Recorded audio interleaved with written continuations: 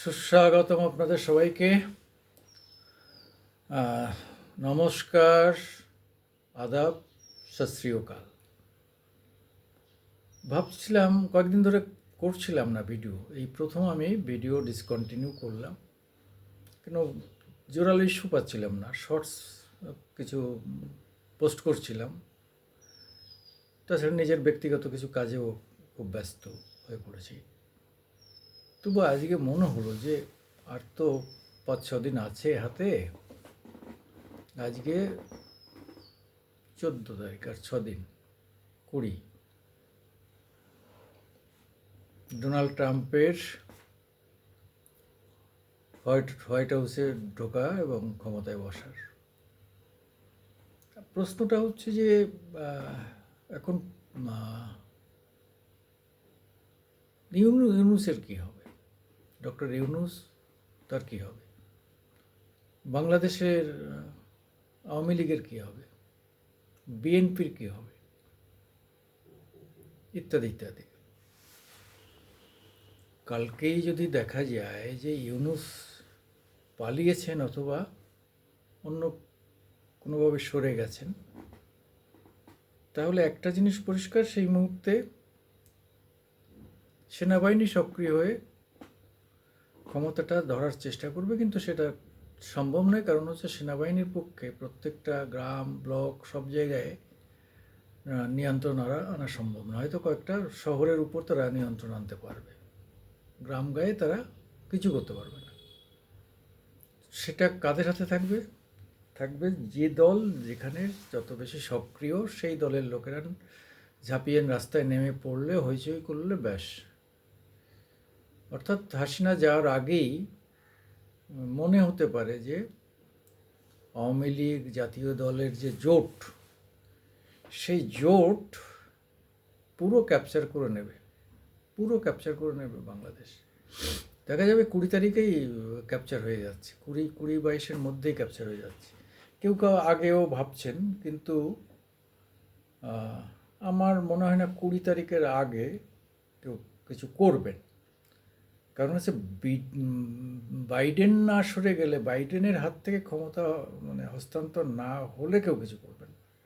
যেই মুহূর্তে, যে সেকেন্ডে, যে মিনিটে ক্ষমতাটা হস্তান্তর হয়ে গেল, বাইডেন হস্তান্তর করে দেবে, সেই মিনিটেই বাংলাদেশে খেলা শুরু হয়ে যাবে। যেখানে আওয়ামী লীগ এখনও 60-70% সমর্থন রয়েছে আওয়ামী লীগের, এবং তার জাতীয় দল সহ যে তাদের 12 দলের জোট সম্ভবত, সেই জোট কিন্তু এখনও জনপ্রিয়তার দিক থেকে তারা এগিয়ে, ক্ষমতার দিক থেকেও তারা এগিয়ে। কারণ হচ্ছে যে তারা ক্ষমতায় ছিল, কাজে ক্ষমতার অলিন্দগুলো তাদের কাছে খুব পরিষ্কার, জানাশোনা। সব মিলিয়ে তারা কিন্তু একটা দুর্দান্ত অ্যাডভান্টেজ পাবে। এবং আমার আবারও মনে হচ্ছে যে 20 তারিখে সকালে যে মুহূর্তে, আমাদের এখানে রাত হয়ে যাবে, রাত 10টায় হয়তো সে ডোনাল্ড ট্রাম্প ক্ষমতা নেবেন, শপথ গ্রহণ করবেন। আমাদের এখানে রাত 10টা হয়ে যাবে। ওই রাত 10টার থেকেই দেখবেন, আমি বলে রাখলাম, সবাই ইউটিউব, ফেসবুক খুলে রাখবেন। রাত 10টার পরেই, রাত সকাল হতে হতে বাংলাদেশের 3/2 আওয়ামী লীগ এবং তার 12 পার্টির দখলে চলে যাবে, একদম নিশ্চিত। এটা কিন্তু অনেকে এখনই ভাবছেন না। ইউনুস এরা যে কোথায় কি হবে এদের, এরা হয়তো যদি আগের থেকে না, 1-2 দিন আগে পালিয়ে না যায়, তাহলে হবে কি, সেনাবাহিনীটা এনে, পুলিশ তো এদের সাহায্য করবে না, সেনাবাহিনী চেষ্টা করবে, যেহেতু রাজধানীতে, তো সেনাবাহিনী আপ্রাণ চেষ্টা করবে এদের ব্যারিকেড করে বাঁচানোর। কিন্তু তাতে বাঁচাতে পারবে কি? ঢাকার যদি লক্ষ জনতা এসে ঘিরে ধরে, তখন তো আর কার কিছু করার থাকবে না। অর্থাৎ আর একটা 20 জানুয়ারির রাত থেকে 21 জানুয়ারি সকাল পর্যন্ত আর একটা 5 আগস্ট আমরা দেখতে পাবো। আর একটা 5 আগস্ট আমরা দেখতে পাবো। আগস্ট থেকে জুলাইয়ের যে উন্মাদনা, তার পরিণতি দেখতে পাবো। সমন্বয়কদের কে বাঁচাবে?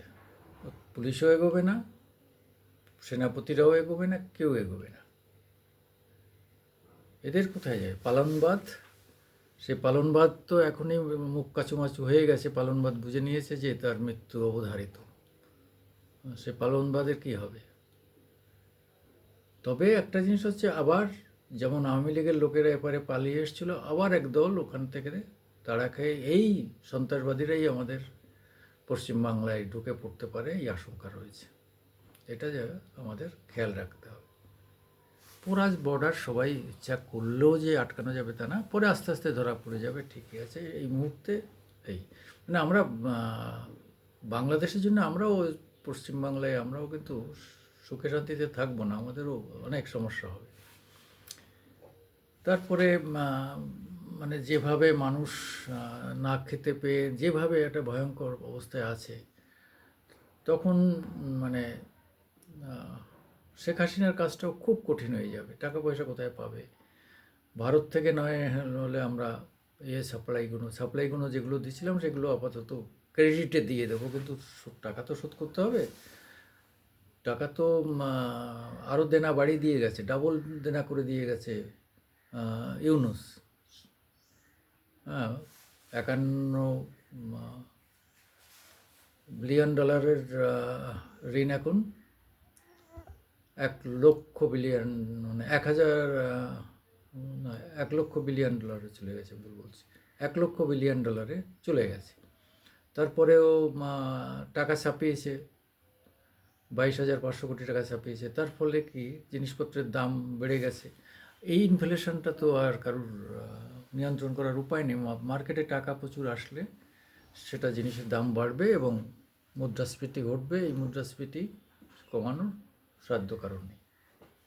ফলে মানে শেখ হাসিনাও যে ক্ষমতায় গিয়ে বসলে তার মানে সংকট যে কমবে এমন নয়। তার সংকট তো অর্থনৈতিক সংকট, প্রশাসনিক সংকট, রাজনৈতিক সংকট, 3টে সংকটই তার প্রবলভাবে ফেস করতে হবে। কিন্তু এই 75-80 বছরেও সেটা কতটা সম্ভব হবে সেটা নিয়ে চিন্তা হতে পারে। তবে সবাই মিলে সামলে দেবে, এটা ঠিক। কিন্তু ভারতের যদি পূর্ণ সহযোগিতা চায় তাহলে ভারতের পূর্ণ সহযোগিতাও পাবে। সব মিলিয়ে 20 জানুয়ারির রাত থেকে 21 জানুয়ারির সকাল সবার নজর বাংলাদেশ, সবার নজর বাংলাদেশ।